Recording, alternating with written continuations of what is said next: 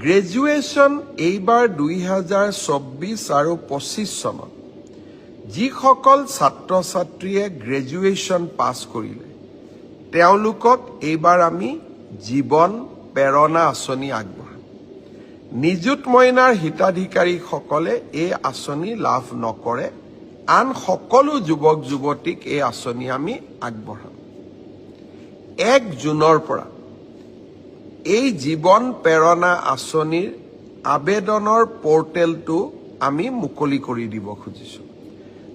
2024-25 চনত অসমৰ যিকোনো বিশ্ববিদ্যালয়, প্ৰাইভেট ইউনিভাৰ্চিটিৰ পৰা পাছ কৰিলে নহ'ব, যিকোনো চৰকাৰী বিশ্ববিদ্যালয়ৰ পৰা পাছ কৰা স্নাতকসকলে এই জীৱন প্ৰেৰণা আঁচনিৰ বাবে আবেদন কৰিব পাৰিব। এই আঁচনিৰ জৰিয়তে আমি কি পাম?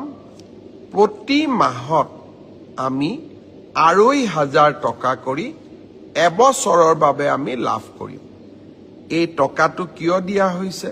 যাতে আপোনালোকে ইণ্টাৰভিউত এপিয়াৰ কৰিব পাৰে, ইণ্টাৰভিউৰ বাবে নিজক প্ৰস্তুত কৰিব পাৰে, আৰু দেউতা মাৰ পৰা যাতে আমি অন্ততঃ এটা বছৰলৈ টকা পইচা বিচাৰিব নালাগে। ছাত্ৰ ছাত্ৰীসকলৰ বাবে আমাৰ দুটা আঁচনি। এটা হ'ল বিনামূলীয়া নামভৰ্তি।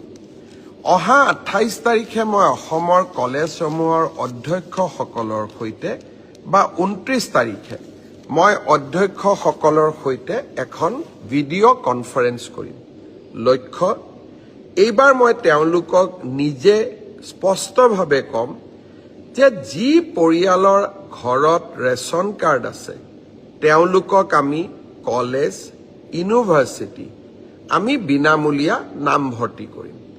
কোনো স্পৰ্টছৰ বাবেও ফিজ নলওঁ, মেগাজিনৰ বাবেও ফিজ নলওঁ, আমি একোৱেই ফিজ নলওঁ।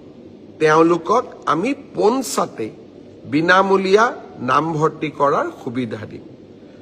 দুই এজনে প্ৰশ্ন কৰিছে যে মই দুখীয়া মানুহ, মোৰ ঘৰত ৰেচন কাৰ্ড নাই, মই বিনামূলীয়া নামভৰ্তি নাপাম নেকি?